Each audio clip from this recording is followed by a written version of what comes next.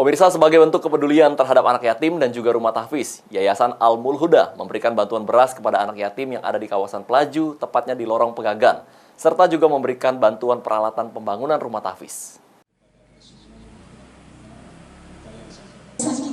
Bantuan beras sebanyak 1 ton diberikan kepada anak yatim yang ada di kawasan Pelaju, tepatnya di Lorong Pegagan, Rumah Tahfiz Az-Zahra, oleh Yayasan Al-Mul Huda.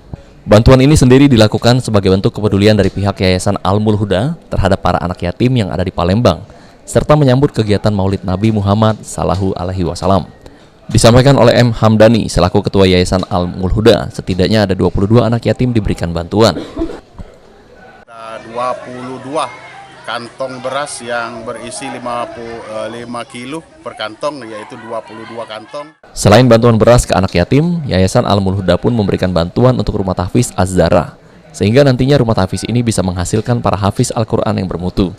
Rencananya para santri khusus anak yatim yang belajar di rumah tahfiz Az-Zahra tidak akan dipungut biaya, dan mereka akan diajar oleh alumni Rumah Tahfiz Cabang Jambi. Nah, insya Allah juga semua yang akan sekolah di sini khusus untuk anak-anak yatim itu sekolahnya gratisnya itu dari alumni Rumah Tahfiz Indonesia Cabang Jambi, baru saja lulus juga pada bulan September. Udah ada juga 30 juz, alhamdulillah. Firman Hidayat, Pol TV.